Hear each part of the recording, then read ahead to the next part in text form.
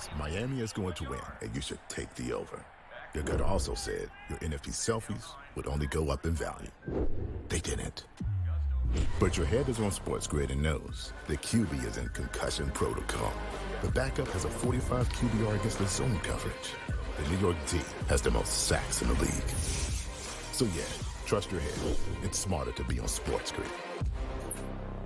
There is going to be an energy to game time decisions that you will feel night in and night out. We're going to go through every single thing, and I've got a great team behind me that's going to help me get the job done. I want this to be the place that people come to. We are going to hit every single one of those markets that you need to know about. There is not going to be a better place, I promise you, than Game Time Decisions. We will have everything at our disposal, and we will use that to our advantage. I'm Kevin Walsh. Tune into Game Time Decisions from 6 to 8 p.m. Eastern on SportsGrid.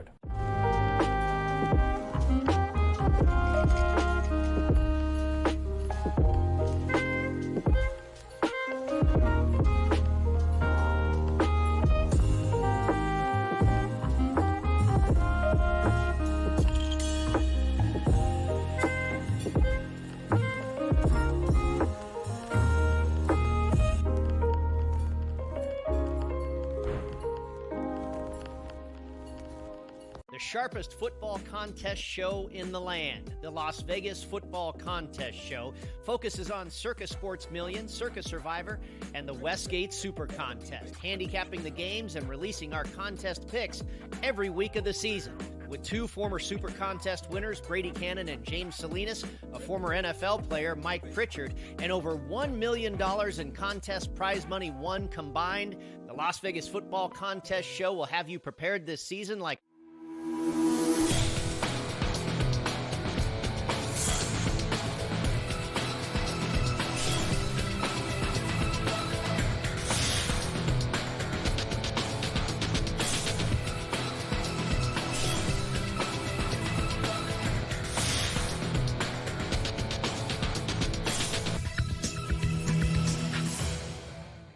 Good morning. Welcome to NewsWire here on SportsGrid. College football is back tonight. Thursday night football across college football and across the land. We'll have a preview of a bunch of the games. Bill Bender from Sporting News is with us on our first Thursday college football of the season. Isn't that fun to say? Matthew Waters joins us from Legal Sports Report. We'll preview the upcoming game between Notre Dame and Texas A&M with Mike Berardino, who covers the Fighting Irish and, of course, is on his way to Texas to cover that game as well. So stay with us here as we got plenty to cover on the show. Also, a little news and notes in Major League Baseball. And naturally, we have you covered with all of the quarterback changes in the National Football League. That's where we're going to begin here on the show today, as it is officially official, as they say. The New England Patriots have named Jacoby Brissett their starting quarterback in week one. Gerard Mayo making a very brief announcement this morning. Maybe there's more coming, I'm not sure. But in the very brief announcement, Mayo said that Brissett is the starting quarterback right now.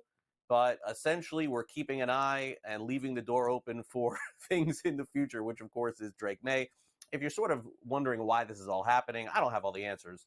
But if you've watched the Patriots play in the preseason, their offensive line has been rough, to say the least. So throwing their rookie quarterback out there, maybe that is the reason why. But anyway, week one of the NFL season, it's Jacoby Brissett at starting quarterback for the New England Patriots. Also, week one for the Pittsburgh Steelers was announced yesterday. Mike Tomlin said he was going to make the announcement, and he did. It is Russell Wilson getting the start for the Steelers. He was battling with Justin Fields, who they traded for in the offseason for the starting gig. And at least for now, another chance to start and fix what was broken in Denver for Russell Wilson. Mike Tomlin talked about coming to the decision and how he made the decision and the timing of the decision. As I said this past weekend after the game, we had a decision coming at the end of our work week this week regarding the quarterback position. As I also said after the game, I just thought it was appropriate to do it at this time. I think that doing it earlier than this time would have put a de-emphasis on the work that we were able to get done out here from a developmental standpoint. But I also think it's the appropriate time because as we move into next week, we need to be singularly focused as a collective on the challenges of the week, which is obviously our opener in Atlanta in the division of labor and roles within it. I met with both quarterbacks here just a few minutes ago after practice, and I informed them that Russ is QB1 going into week one. It was a difficult decision, but not difficult in a negative way, to be quite honest with you. It was difficult in a positive way. The decision was difficult because of what they're capable of doing. Decision was difficult because of how they have conducted themselves, as opposed to the things that they fall short in terms of capabilities or negative conduct. I think right now it's probably the right decision for Pittsburgh to do this, but let's just be clear. Justin Fields is going to play at some point this year. We just don't know when. All right, a bizarre story on week 1 of the NFL is coming already. How about this? This is one I didn't see coming. Now, Tom Brady, who is going to be broadcasting this upcoming NFL season, talked about being all in on broadcasting. But you can't be all in, I guess, if you're a part owner of another team. And Brady has a very small piece of the Las Vegas Raiders, so he's going to have to abide by some restrictions in his role as a Fox broadcaster. This was announced on Tuesday. He can't be in another team's facility. He can't watch practice, and he can't be at the broadcast meetings in person or virtually. So essentially going into the game, this is all just Tom Brady watching the game and telling you what he thinks. Generally speaking, the broadcasters always get advanced access to some of the information, the ideas that the coaches have had, and I guess Brady's not going to have access to that going into the year 2. Whether that affects his broadcast, it still remains to be seen. But this is just not commonplace, and again, it's not commonplace to have Tom Brady in the booth regardless. All right, the saga goes on for Jamar Chase. Jamar Chase, with his hold in, hold out, Zach Taylor said that he was going to practice. He did not. Taylor said he put his foot in his mouth, and Chase is still not practicing, still does not have a new contract. And another day goes by, and the NFL season is a week from today. So we'll see what happens there. The Chargers have traded for quarterback Taylor Heineke. They send the Falcons a conditional 6th-round pick. Justin Herbert is good to go, but Heineke will be a backup. Also, Tyler Huntley was released from the Cleveland Browns, and their roster now is down to 3 quarterbacks. Huntley pretty good, by the way, with the Baltimore Ravens. All right, week 1, as I said, of the college football season. Week 0 was last week. This is week 1. We got a ton of games going on tonight. Looking forward to watching all of the action and our in-game live programming, and Scott Farrell has you prepared for these games tonight. Colorado, meanwhile, is alleging that Oregon accessed private data in 2023. You may remember that game. Colorado lost 42-6 in that game last season, and it was the Buffalo's first defeat. They're claiming that somehow Oregon got access to this, and they're petitioning college football as well. Wide receiver Deion Smith, one of the top JUCOs in the land, has been working to get eligible for Ole Miss. He did not receive his eligibility. Lane Kiffin was told, so he's not going to play for the Rebs this coming season. But good news for the Florida Gators, as Montrell Jordan, their running back, who is going to replace Trevor Etienne, has been cleared to play against the University of Miami as the Gators face off with the Canes this weekend on Saturday. Another great game coming this weekend. The Astros beat the Phillies 10-0 yesterday. Yordan Alvarez hit 3 home runs for Houston as they charge toward the postseason. Paul Skeens pitched yesterday, did fine. Bullpen came in. They did not. 14-10, the final in that one. The Dodgers end up beating the Orioles 6-4. You can probably guess who homered in that game. Shohei Ohtani also stole a base, 42nd on the season. Teoscar Hernandez also homered as well. And also the Kansas City Royals have placed Michael Lorenzen on the injured list. He's pitched very well for them, but not going to be available for the next couple of weeks. He's got a hamstring strain. They're hoping that he could come back later in the month of September. All right, let's go over to the U.S. Open. On the tennis side, Novak Djokovic, he's advanced to the 3rd round at the U.S. Open. He becomes the first man to get to all Grand Slams and the 3rd round at all 4. Incredible run for him. And also Coco Gauff has won and couldn't really serve all that well, but she moves on to the next round. Ben Shelton and Francis Tiafoe in straight sets also have getting toward a rematch as the two get ready to meet again later this week. In the WNBA, Dearica Hamby had 21 points, 7 rebounds, 5 assists, final score 94-88. The biggest upset that I have seen in a long time, as the Liberty was 12.5-point favorites and the Sparks won outright in LA, 94-88. Caitlin Clark broke the rookie 3-point record. 84-80 was the final there. She now has 86 3-pointers on the season. And the Mystics beat the Sky by a final of 74-40. Angel Reese on the Sky had just 7 points on 3 of 10 shooting. For those of you getting ready for the upcoming college football season, we've got a nice little add on to the scheduling, the odds, and potentially some picks if you're interested. Head on over to the SportsGrid app and just take out your phone and scan this QR code. It's available for iOS and Android. We'll tell you all about our lineup here, streaming on SportsGrid 24 hours a day, 7 days a week. It is the SportsGrid app.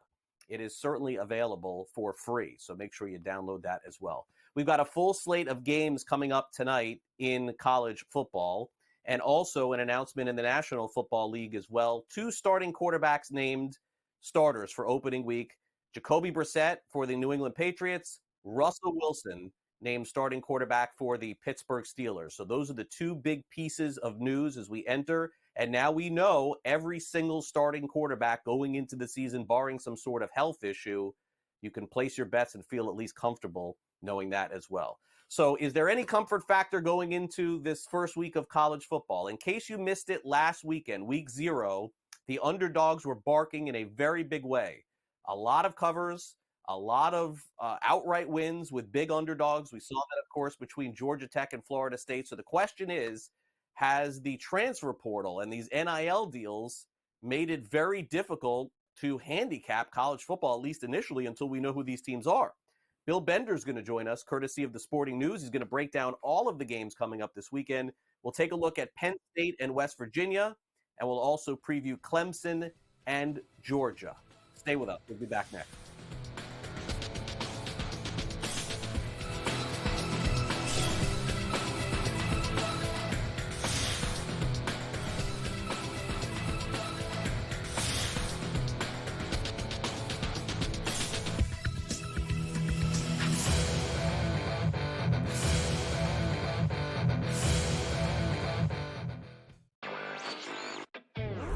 Mike Tomlin could have very easily put this to rest and say that, Russell Wilson is the starting quarterback. Mike Tomlin's going to look at, hey, Russell Wilson led that clean drive. I think that separates him enough to give him the starting job.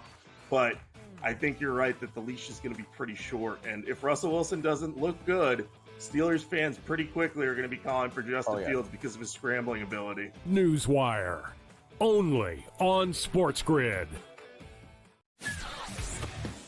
The leftover language would be the million shy of what Jefferson makes Jefferson a better player. If you want to believe that, I'm not sure I buy that he's that much better than CeeDee Lamb. Tony Pollard's gone. He's now with the Titans. I was with the Titans a couple weeks ago.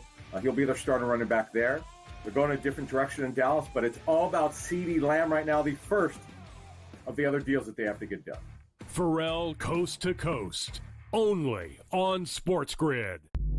If the U.S. gets to a bad start and they're down or close, I may double down on the second quarter because I know that that's when Steve Kerr is going to want to either A, if it's close, open it up. If they're losing, you got to get the lead because you don't want teams like it was in South Sudan that believe that they can win. Betting above the rim, only on SportsGrid. Let's go. Welcome to the Live Golf Team Championship. The golf has been mesmerizing. They are the Live Golf Team Champions. Team golf is back. Oh, yes! Are you ready? Let's go!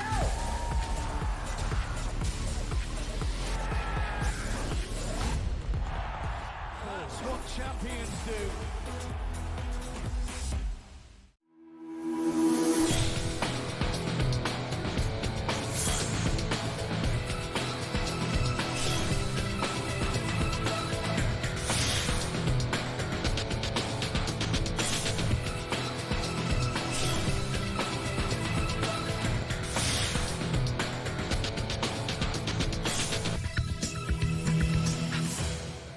Very small sample of games in week 0 in college football, but what we witnessed were very evenly matched teams in virtually all the games that we saw. Very small sample and a handful.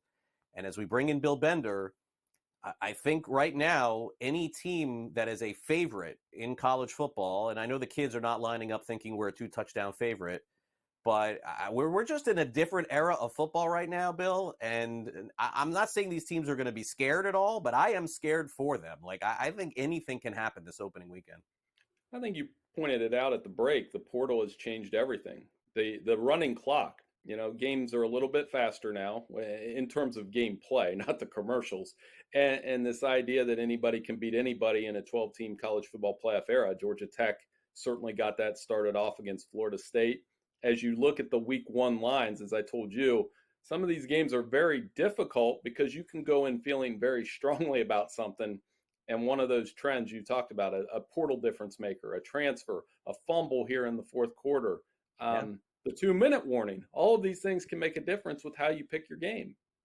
Yeah, and some of the totals in college football I see crashing after week 1, too, which tells you this running clock, maybe they didn't anticipate the lack of scoring. It certainly felt like Mike Norvell felt that way, where like usually has more opportunities, and talked about after the game that they didn't make the most of the limited opportunities they had on offense. It was interesting to hear him say that. Okay, so should Penn State be worried? They're 8.5-point favorites going into week 1 against West Virginia. The total is 51.5. There have been upsets through the years at Morgantown. I know on paper the Mountaineers are nowhere near where Penn State is. I know that, Bill. But I also know what I saw last week, and I just wonder if this game is going to be closer than it appears. Now, there's also going to be traffic jams in Morgantown from right now until kickoff. They are so amped for this game. This is why games like this is why I love college football. It's a regional rivalry. West Virginia hasn't beat Penn State since 1988 when they had Major Harris at quarterback. So you can imagine the celebration if they win.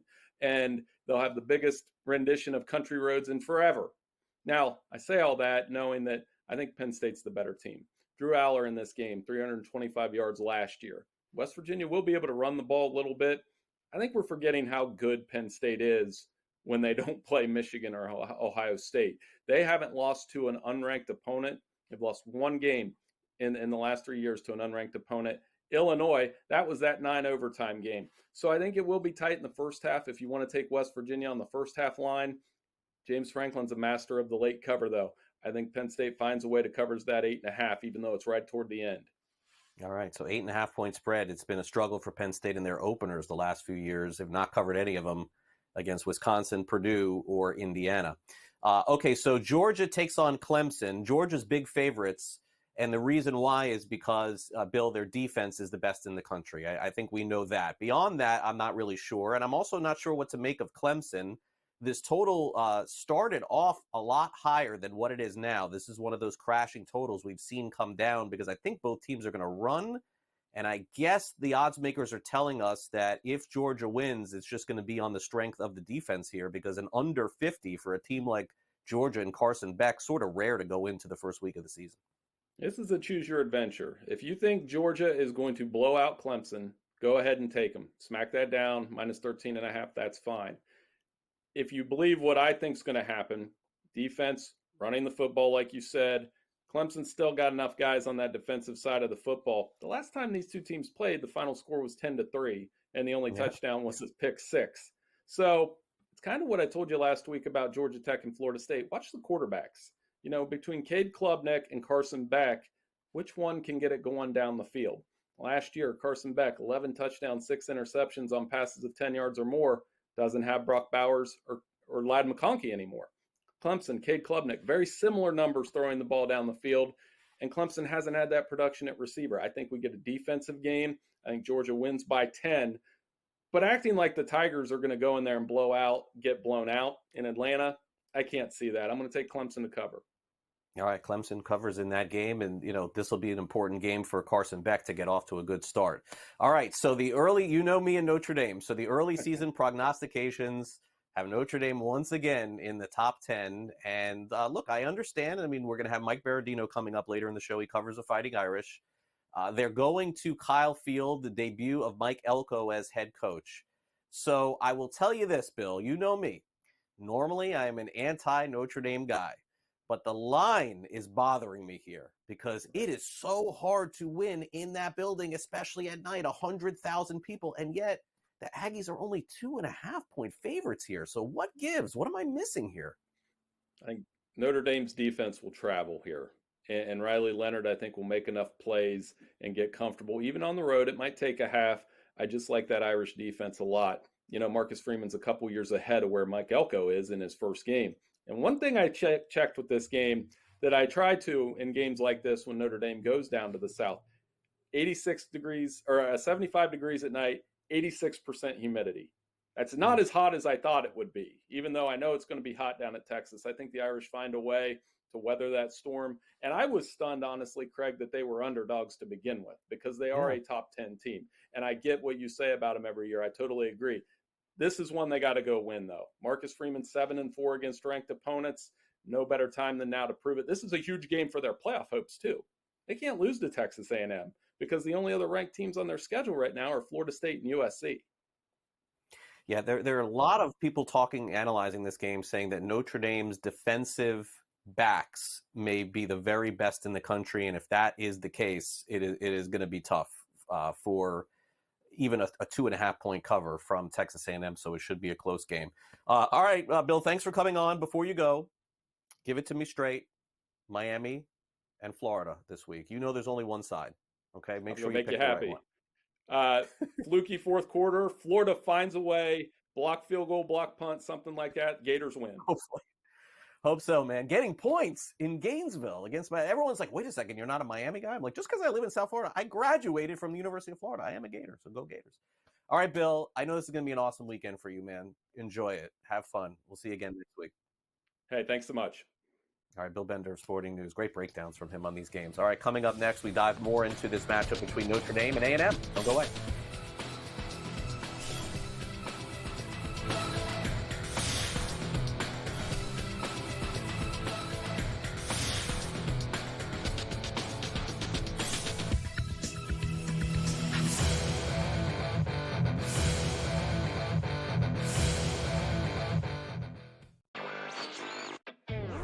Mike Tomlin could have very easily put this to rest and say that, Russell Wilson is the starting quarterback. Mike Tomlin's going to look at, hey, Russell Wilson led that clean drive. I think that separates him enough to give him the starting job. But I think you're right that the leash is going to be pretty short. And if Russell Wilson doesn't look good, Steelers fans pretty quickly are going to be calling for Justin Fields because of his scrambling ability. NewsWire, only on SportsGrid. The leftover language would be the million shy of what Jefferson makes Jefferson a better player. If you want to believe that, I'm not sure I buy that he's that much better than CeeDee Lamb. Tony Pollard's gone. He's now with the Titans. I was with the Titans a couple weeks ago. He'll be their starting running back there. They're going a different direction in Dallas, but it's all about CeeDee Lamb right now, the first of the other deals that they have to get done. Pharrell Coast to Coast, only on SportsGrid. If the U.S. gets to a bad start and they're down or close, I may double down on the second quarter because I know that that's when Steve Kerr is going to want to either A, if it's close, open it up. If they're losing, you got to get the lead because you don't want teams like it was in South Sudan that believe that they can win. Betting above the rim, only on SportsGrid. Let's go. Welcome to the Live Golf Team Championship. The golf has been mesmerizing. They are the Live Golf Team Champions. Team golf is back. Oh, yes! Are you ready? Let's go!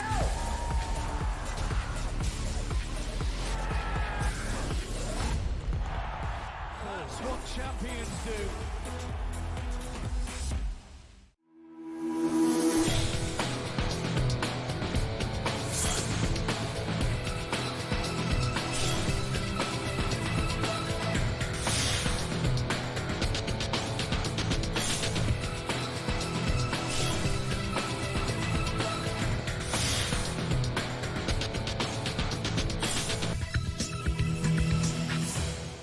Welcome back to NewsWire here on SportsGrid. College football coming up this weekend. We're going to dive right in with more discussion. Notre Dame, Texas A&M. You'll hear from the coaches here. Mike Berardino is going to join us on the show. He covers the Fighting Irish as they're on the road at Texas A&M. So if that's one of your games, maybe you come out of this with a pick on the game too. But NFL, of course, coming up next Thursday. We'll dive into those topics as well. Time now for the SportsGrid Sound Off.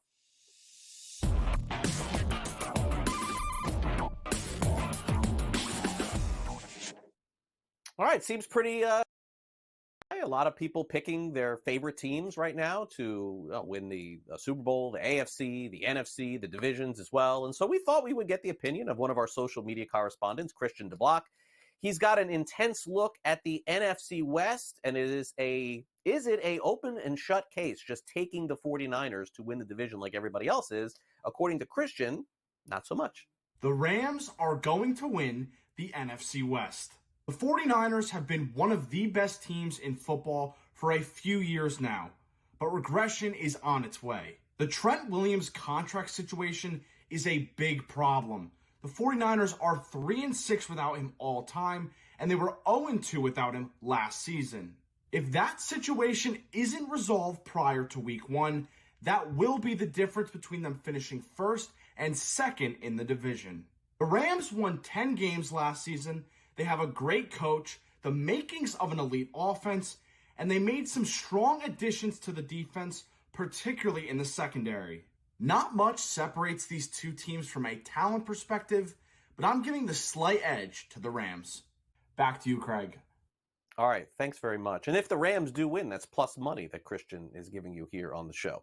Speaking of plus money this weekend, Bill and I just talked about it. Notre Dame, very rarely a underdog in any game in the regular season in college football, but they are this weekend in SEC country against Texas A&M. Sounds like both coaches are really excited to get this game going. And really, when you think about it, it is true. I mean, they've been preparing 6 months for week 1, and here it is. Marcus Freeman, the head coach of the Notre Dame Fighting Irish, says the work has put in. It's time now to go on the road and see how they do. I just remind our players, like, you work about 300 days a year for 12 guaranteed opportunities, and we've finally gotten to game week, and so it's exciting. We gotta have a great week of practice.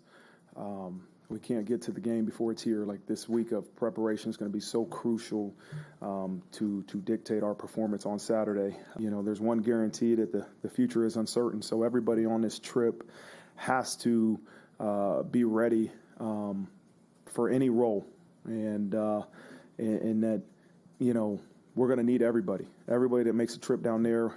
As we go throughout the season, we're going to need them all. And Kyle Field at Texas A&M, for those of you unfamiliar, in SEC country, they're going to have over 100,000 people go to that game on Saturday night. You talk about a great college football environment. That is one of the best. And guess what? Mike Elko makes his debut in that atmosphere as head coach of the Aggies on Saturday night. And by the sound of it, not only are the Aggies ready for it, but Elko is ready for it himself. You spent an awful lot of time to get ready for game week, and now game week is finally upon us. And so we're excited. We're excited for this week. We're excited for this opportunity. I think we've had a really, really good fall camp. Happy with the progress that we've made across the board. Happy with where our team is from a health standpoint going into this week to get ready for this opener. I think we've gotten a lot done in terms of becoming more physical, getting better, improving, but also, you know, getting our guys to this week healthy and ready to roll. And so excited with how that all worked out. I think from our standpoint, our focus is real simple. You know, we want to be able to go out and play our best football Saturday night. And, you know, what we talk to our guys about, I think this is really important when you're playing a game like this, the focus has to be on all the little details from today through Saturday that give us the opportunity to go out Saturday night and perform like we want to. And the challenge I laid on them was go out there every day and outwork Notre Dame. You know, someone on Monday is going to prepare better than the other team. Someone on Tuesday is going to prepare better. Someone's going to hydrate better. Someone's going to eat better. All those little things you can do to give yourself an advantage to go out Saturday night and be successful, we have to do, because you can't over-prepare. Right? That's not something that exists. You can't be too ready for the opener. That's what I always say as a host here on SportsGrid. I am going to eat better than the other hosts here. I don't ever say that. It's probably not true. All right, coming up next, Matthew Waters joins us from Legal Sports Report, and we'll be back right after these messages. Don't go away.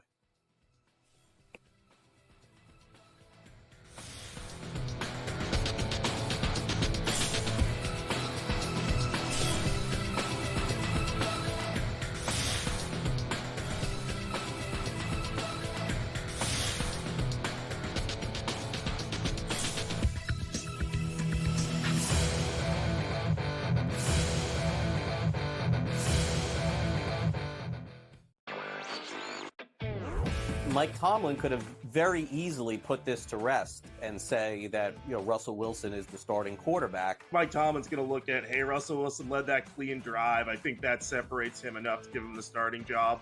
But I think you're right that the leash is going to be pretty short. And if Russell Wilson doesn't look good, Steelers fans pretty quickly are going to be calling for Justin Fields because of his scrambling ability. NewsWire, only on SportsGrid. The leftover language would be the million shy of what Jefferson makes Jefferson a better player. If you want to believe that, I'm not sure I buy that he's that much better than CeeDee Lamb. Tony Pollard's gone. He's now with the Titans. I was with the Titans a couple weeks ago. He'll be their starting running back there. They're going a different direction in Dallas, but it's all about CeeDee Lamb right now, the first of the other deals that they have to get done. Pharrell Coast to Coast, only on SportsGrid. If the U.S. gets to a bad start and they're down or close, I may double down on the second quarter because I know that that's when Steve Kerr is going to want to either A, if it's close, open it up. If they're losing, you got to get the lead because you don't want teams like it was in South Sudan that believe that they can win. Betting above the rim, only on SportsGrid. Let's go. Welcome to the Live Golf Team Championship. The golf has been mesmerizing. They are the Live Golf Team champions. Team golf is back. Oh, yes! Are you ready? Let's go!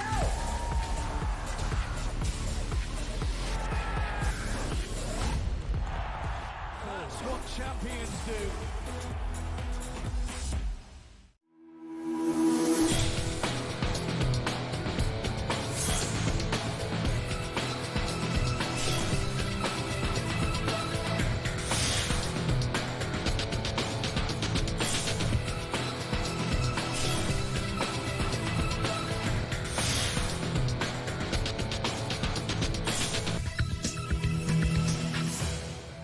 Welcome back to NewsWire here on SportsGrid. Matthew Waters is with us today from Legal Sports Report. By the way, everything we discuss available over at LegalSportsReport.com. Great website, catching you up with the business of sports betting and a whole lot more. Matt, great to have you back here on NewsWire. Thanks for coming on. Yeah, thanks for having me. Happy to be here. All right, so let's get started with this stunning revelation that you guys have over at Legal Sports Report. Hold on a second here. Wait for it. People who are betting a lot of money and gambling on sports are having a hard time paying their bills. I mean, this is a stunning revelation, Matt, that you have here on Legal Sports Report, is it not? It is, Craig, and I understand what you're saying. Obviously, it makes sense to link some of those together, but now we have some real actual data points that are able to point out what's happening in some areas. We had 3 different reports. One was a TransUnion report, and that mostly focused on what you just said. 44% of online gamblers that gamble more than $500 a month monthly say they're not able to pay all of their bills.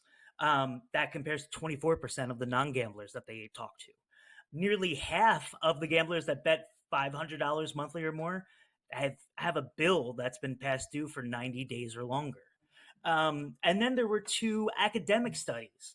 We have one here out of Northwestern that looks at where the income distribution is coming from and how much is being deposited. And it looks like those with less are depositing a bigger share of sports betting dollars. Now, this isn't a new idea at all, Craig. When you think about lottery, if you go and you look at the statistics on lottery, it is usually those lower income households that buy the lion's share of lottery. So this isn't a new trend necessarily that we're seeing. What I can say, Craig, is that I just got another academic study that looks at it a little differently and says, yes, some people are struggling with this, but it's not an overarching issue that everybody needs to be afraid of. The other study that I looked at for this says that the financial issues really start about 2 years into a state once they have legalized sports betting. And that makes sense too, right? You think about all the promotions that are given out up front. And then you think about how when you are a customer of these gambling sites, quarter after quarter, all we hear is that they're getting more and more money out of these customers. So your spend starts to creep up as the time goes on.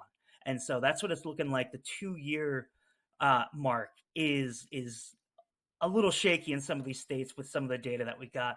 But I would encourage anybody interested in that, definitely go over to LSR to check out the article. We link to all of the studies directly. You can check it out yourself. And we'll have more coming on that other study I mentioned. Yeah, no, I like data. I like hearing this information. But, again, for me, I'm just a little cynical when it comes to, individual who is having a hard time paying bills. What's the reason? You're betting on sports. Could be the case. Okay, so now what's the latest here with the NFLPA suing DraftKings? The NFLPA, just like the NFL, they want their piece of the pie here. Are they entitled to this? Do you feel like there is something to stand on here? I believe it's $65 million they feel like they're owed. Yeah, it's about 65 million. Craig, it's hard to say right now. DraftKings is trying to say that they don't owe this money because the NFT product that DraftKings and the NFLPA partnered on, they shut it down due to legal issues. And it looks like the legal issues that they're talking about are whether NFTs can be classified as securities or not. Now, when they wrote up the contract with the NFLPA, it did include an out for them that said if NFTs at any point are categorized as securities or other various other things they could have been listed as, that allows DraftKings to break the contract. And so that is what they are saying they're doing, that they do not owe this money. And the NFLPA is saying, of course you owe this money. First of all, the ruling that it wasn't even a ruling that says the NFTs are securities. It was simply a court allowing the case to continue. So there is a lot of us assuming going on there that would go through the way that DraftKings at this point hopes it does. And the NFLPA, they really took a big swing at DraftKings on this, and they listed out the compensation for 5 of their executives since that NFT partnership was going on. And it came out to more than $260 million since 2021, Craig. That's a lot of money that's going to executives. And so they're saying, how do they not have $65 million to pay what they legally have to pay as part of a binding contract? So we're going to be watching this for a while. It is not a good look for the NFL and the NFLPA to be having this big of a beef with one of their authorized sports betting partners. And DraftKings has had a rocky month, and it's been up and down for them.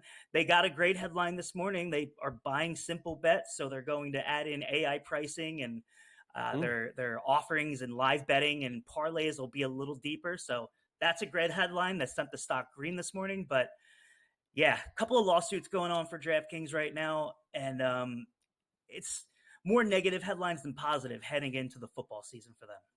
Oh, look, if they don't get the money, they could just charge everybody minus 140 on all games, right? And just do it that way. I'm kidding. I'm being facetious.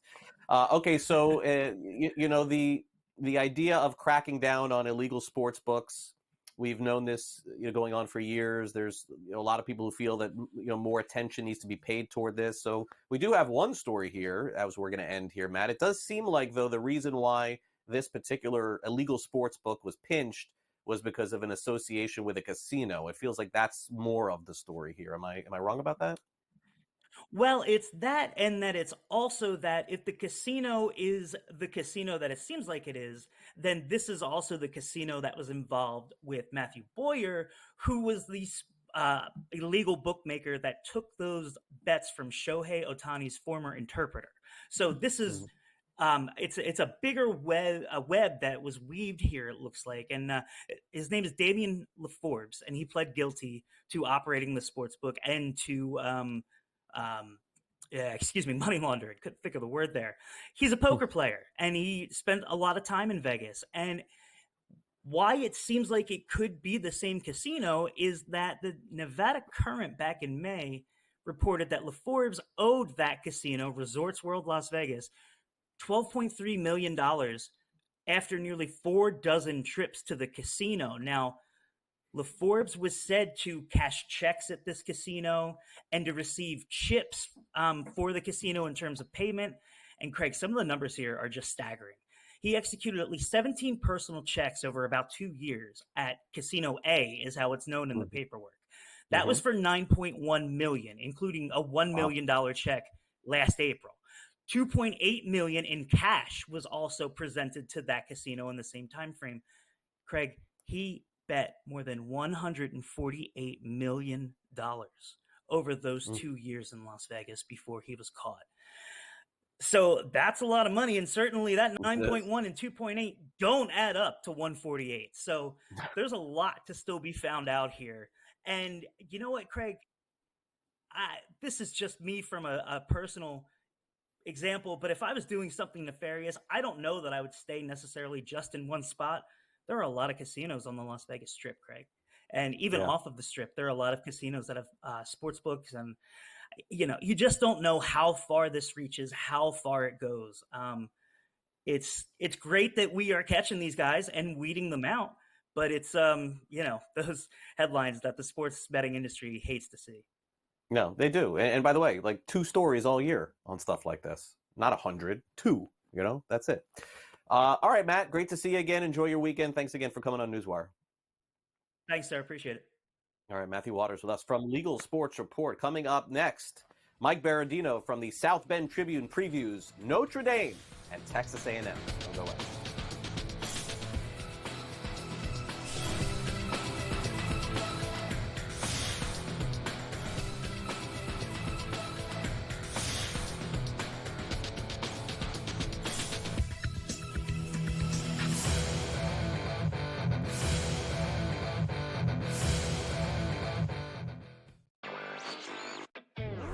Mike Tomlin could have very easily put this to rest and say that, Russell Wilson is the starting quarterback. Mike Tomlin's going to look at, hey, Russell Wilson led that clean drive. I think that separates him enough to give him the starting job.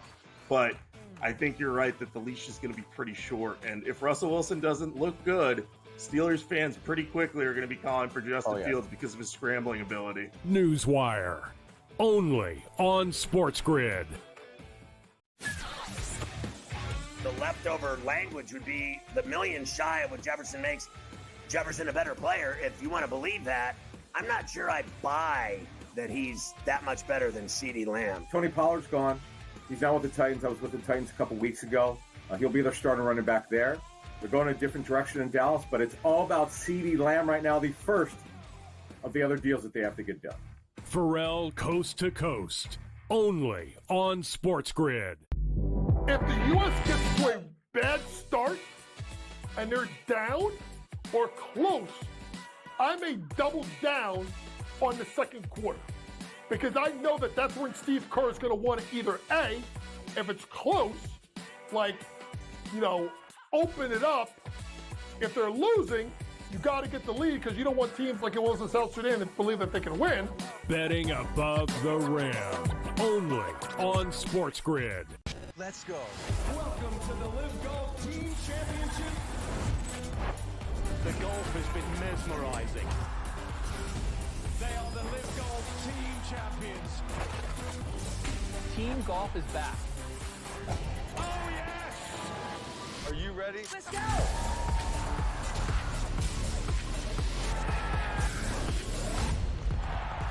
That's what champions do.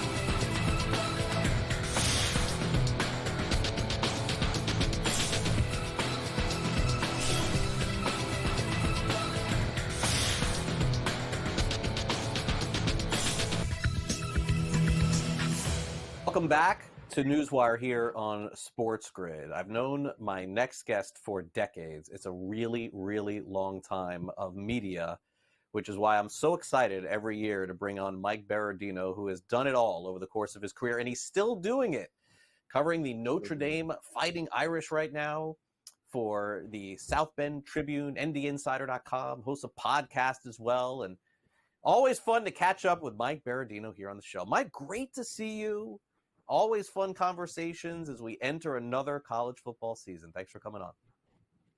Anytime, Craig. I'm always available, but it seems I only make it to the top of your very deep Rolodex, if there still is a Rolodex. I don't think there is. Around this time, just when Notre Dame's starting its season, the expectations, number 7 team. Here we go. Yeah, don't say that. We're going to call you like every week if you put that opening out there, man. I try to take it easy on you. I retract that. My time is valuable, as is yours. Mike's very good. He should be in stand-up comedy if I don't say so myself. All right, so Notre Dame plays Texas A&M to open up the season in this wild, wacky world of college football. I mean, Notre Dame never scared to play anybody. Riley Leonard's going to take the helmet quarterback this year. Let's get a quick breakdown of the Fighting Irish before we begin with the matchup. Well, they fully expect to be one of those 12 teams in this expanded playoff at the end of the year, and the schedule sets up beautifully, not to do any more schedule analysis than you would want, but because all of it's dreadful. But if they can get by this one, it does open up. The road opens up because Florida State at home in November was supposed to be a big hurdle, and what we saw in Dublin on TV looked like that wouldn't be quite the difficulty. But this is a team that's very experienced on defense. This was a top 10 defense last year, and they brought back a handful of guys who've gotten All-America consideration. Ben Morrison's cornerback, likely a top 10 overall pick at this stage in next year's draft. The safety Xavier Watts won the Bronco Nagurski Award last year, which is there's a very extreme mathematical formula for that. He had 7 interceptions, so he was the best defensive player in the country. Howard Cross III. We're old enough to remember Howard Cross. I remember. The second, the dad, the tight end. This is the defensive tackle who's unblockable at times. In fact, in a strange turn of events, it was Howard Cross III who landed on Riley Leonard last year at Duke and messed up his ankle, and now they're teammates. I would ask, Mike, before we get into the specific matchup against A&M, this is what I've heard. You tell me if I'm right or wrong. That the strength of the Fighting Irish is the defensive backfield, as you mentioned. The potential weakness is the offensive line. Is that fair going into the season? Is that the view? Oh, absolutely. You've nailed it, Craig. You've gotten right to the heart of it. That is true. This is a little goofy and very unlike Notre Dame, which traditionally is Marcus Freeman will tell you at the drop of a hat. This is an offensive and defensive line driven program. Defensive line loaded with experience. Offensive line, as it sits today on this season opening depth chart, and I'll believe it when I see it on Saturday night at Kyle Field, where I've never been, so I'm looking forward to that. Oh, cool. But 6 career starts on this offensive line, 3 at center, 3 at right guard, everybody else making the first career start. So you're kind of asking for trouble against the Mike Elko coach team that's known everywhere Elko goes, and one of his stops was Notre Dame in 2017 as a defensive coordinator. They blitz the heck out of you, very exotic. Marcus Freeman saying yesterday in the media session, the key is to stay out of 3rd and long so they don't get super exotic. So anytime you're going into a situation with offensive line with 6 career starts, a true freshman at left tackle, a redshirt freshman at left guard, and you're just trying to stay out of the super exotic looks, well, there's a reason perhaps that Notre Dame is the underdog in this game. Yeah, and what's interesting is this line kind of opened up as a pick 'em. It moved up to 3 I saw, and now it's back down a little bit to 2.5. I think maybe that, Mike, isn't so much about Notre Dame, but flipping over to maybe what is about Texas A&M, a very tough place to play on Saturday night. And potentially, if the Aggies were supposed to be better, they may even be a bigger favorite. But, I mean, who would have thought Jimbo Fisher wouldn't succeed at A&M? Elko is in there. I mean, the home field is probably the key for A&M, but the line is telling me that Notre Dame is the better team talent-wise going in. Yeah, I think Notre Dame will win this game if they can protect Riley Leonard. His mobility is going to be a huge factor. You have 2 quarterbacks. Connor Wigman of Texas A&M also had his season shortened by a foot injury. So, it's which quarterback standing at the end of the game will almost be the the telltale. We hope both of them make it to the finish. It could be very entertaining, but protecting the quarterback, getting him outside the pocket in Leonard's case, and he can beat you with his legs probably equally as much as he can do so with his arm. He's not the most accurate, but he can throw a nice deep ball, and he's still learning a receiving core that has 3 transfers among it. 3 of the top 6 are transfers, one from Florida International, Chris Mitchell, who I'm sure you had on the show before because the FIU program gets so much attention. But the fact that A&M has 28 transfers, I don't know that all of them are on the 2 deep, but 28. And maybe the best player they'll put out there on the field, that the X factor is this, the fastest guy in the field is a freshman named Terry Bussey. No relation to Barney Bussey. I looked that up, but he's very fast and he's going to play in all 3 phases, perhaps. He goes both ways. So it's a typical opener, grab bag, who knows? But if Notre Dame does what it should, I think they'll get out of there.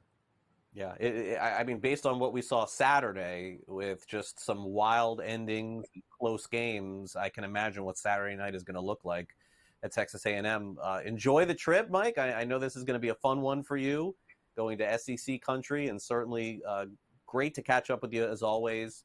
And now you're obligated to make another appearance later in the year. Thanks again for coming on. All right, I did it to myself. Thanks, Craig. There it is. There it is. Mike Berardino doing a fantastic job covering Notre Dame football. We'll take a quick time out. Be back with more after this.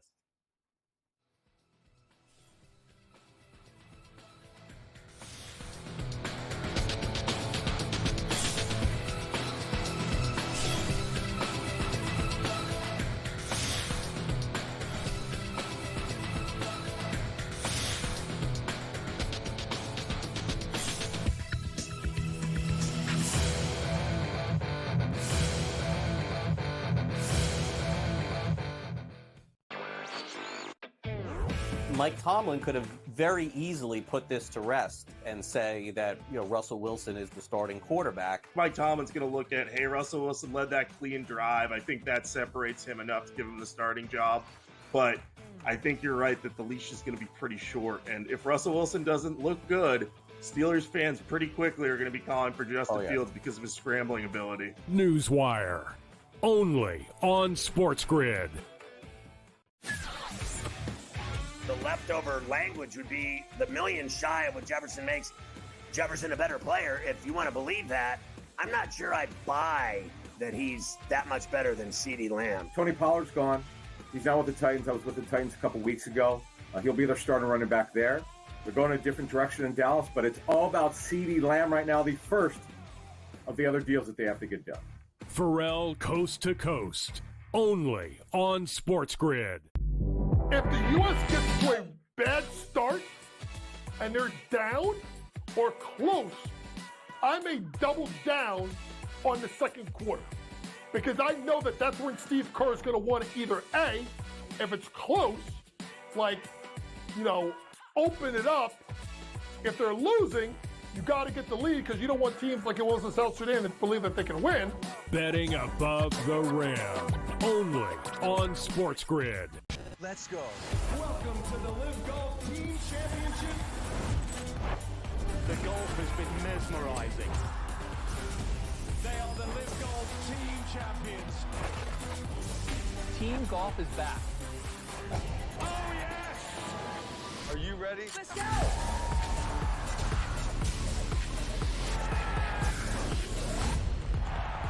That's what champions do.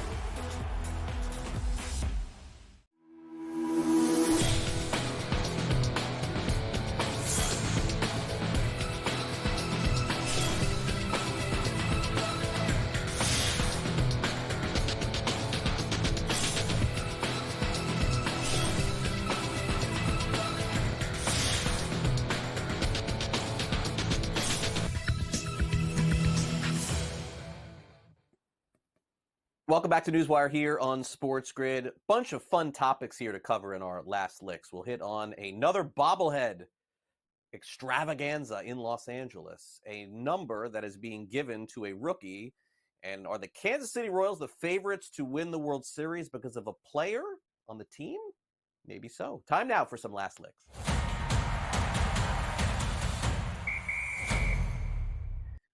We'll start off with people lined up outside of Chavez Ravine for up to 7 hours to acquire a gold, bronze-looking type of bobblehead of Shohei Ohtani and his dog. And this was the scene yesterday in Los Angeles. Never understood this before. I still do have a number of bobbleheads, a lot of them, somewhere. Storage here in my house. I think I have a couple on my desk. But the fun thing about this was that they did the bobblehead, and then the first pitch was run by his dog. His dog went out to the mound, grabbed the ball, ran home. That was cool. But this idea of lining up hours outside of a stadium to get a bobblehead, which, guys, I understand somebody posted last night, somebody's trying to sell them for like 5 figures. But in the end, 7 hours of your time, you do realize that this bobblehead is going to go for like $100 or $200 eventually. Like you're going to be able to buy this thing on the secondary market. Never really understood that fascination with something like that, especially when it's being given out to like 10, 20,000 people at least. But okay, if that's your thing, fair enough. Never done that myself. Never lined up hours outside for a bobblehead. That I have not done. All right, I've also never heard of this gentleman, Ray Flaherty. He used to play for the New York Giants. I guess it's just me. I had never heard of him. He wore number 1, and he had his number retired many, many years ago.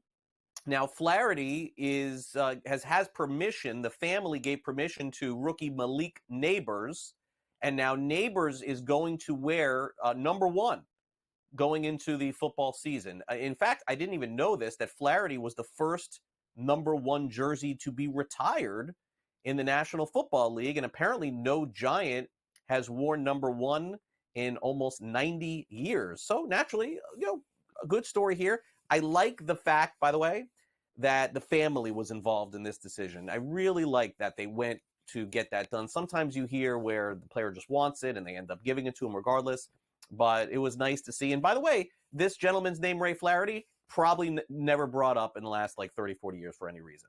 And now all of a sudden his legacy gets to be relived a little bit. So that's pretty cool as well. Well, are the Kansas City Royals the favorites to win the World Series on FanDuel? No, they are not. But in our hearts, maybe they should be. Because they have a pitcher on the Royals that you see that picture right there. The average person is like, who is that guy? That is Will Smith. Will Smith, left-handed pitcher who has a streak going, folks. And if you're unaware, he is on the last 3 teams that have won the World Series, including the Texas Rangers last season. In fact, the last 4 teams that have won the World Series. I spoke wrong. So all of the teams that he plays on basically wins, including Houston, Texas, I think Atlanta in there. I think Atlanta's in there too. So Will Smith is the secret to winning the World Series. He's on the Royals this year. So if they win, you can certainly thank Will Smith for being on the team. That's crazy to think. 4 different teams in 4 years and now going for a 5th. Look, Royals are going to have a chance just like everybody else once the playoffs begin. I don't think they're going to win it, but you never know. All right, that will do it for the show today. Let's tell you what's coming up here for the rest of the day on SportsGrid. Kaplan and Crew, 1 p.m. Eastern, followed by Pharrell Coast to Coast at 3. Game time decisions at 6. In-game live prime time tonight. And guess who's on the air tonight? Gabe during college football at 10 p.m. Eastern. Folks, if you are getting ready for college football like me tonight, this is your one-stop shop right here on SportsGrid. Also want to thank Mike Berardino for coming on the program, as well as Matthew Waters from Legal Sports Report, and also Bill Bender from Sporting News. Thanks to our director, Luke, and thanks to our producer, Frank. It is his birthday today. So, Frank, happy birthday. Hopefully the Yankees get you a win this week and the Jets get you a win on Monday Night Football. Happy birthday to you. Also want to remind you, we're right back here for our next edition of the show tomorrow. Rich Waltz is calling the game between UCLA and Hawaii. He gave us a preview last week of SMU and Nevada. He'll be on the program to preview that. And then it is our first Week 1 Football Friday of the college football season. That's coming up as well. So enjoy the rest of your day here on SportsGrid. Enjoy the college football tonight. Week 1 begins, 7 o'clock Eastern. Enjoy all the games. We'll tell you what happens tomorrow on our next edition of NewsWire. Have a great day and night, everyone.